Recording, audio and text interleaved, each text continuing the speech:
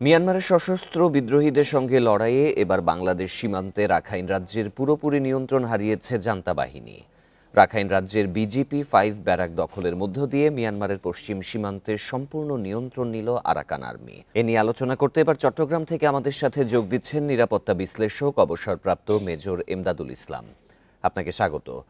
রক্তক্ষয়ী সংঘাতের পর রাখাইনের পুরোপুরি নিয়ন্ত্রণ এখন আরাকান আর্মির হাতে, এ বিষয়ে কি বলবেন? ধন্যবাদ। আসলে আরাকান আর্মি যেটা দখল করেছে সেটা হচ্ছে আপনার তারা আমাদের যে সীমান্ত বরাবর যে অঞ্চল, বিশেষ করে ওই আপনার প্লেটো থেকে শুরু করে ডাউন রাউ, তারপরে চকতো বুথিডং হয়ে দীর্ঘদিন তারা দেবের ফাইটিং ফর মংডু। তো মংডুর পতন ঘটেছে গত 25 দিন। বাট আরাকানে যেটা মূল শক্তি কেন্দ্র ওয়েস্টার্ন কমান্ড হেডকোয়ার্টার, সেটা আপনার সেখানে এটা হচ্ছে আপনার এনএ এন কিন্তু এখনো পর্যন্ত পুরোপুরি মিয়ানমার সেনাবাহিনীর ইয়েতে রয়ে গেছে, ইনফ্লুয়েন্সে রয়ে গেছে।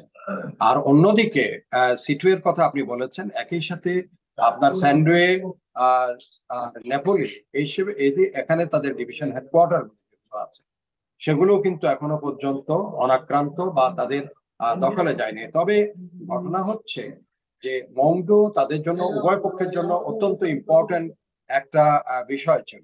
সেটা হচ্ছে সেখান দিয়ে যে সাপ্লাই রুট, যেটা ল্যান্ড রুটটা যখন ব্লক হয়ে গেছে, সাগর পথে এই রিপ্লেনিশমেন্টটা তাদের হচ্ছিল, সেটা এখন যেহেতু আরাকান আর্মির হাতে চলে গেছে, এখানে মিয়ানমার সেনাবাহিনীর জন্য একটা দুরূহ, একটা কঠিন চ্যালেঞ্জ সামনে চলে আসছে।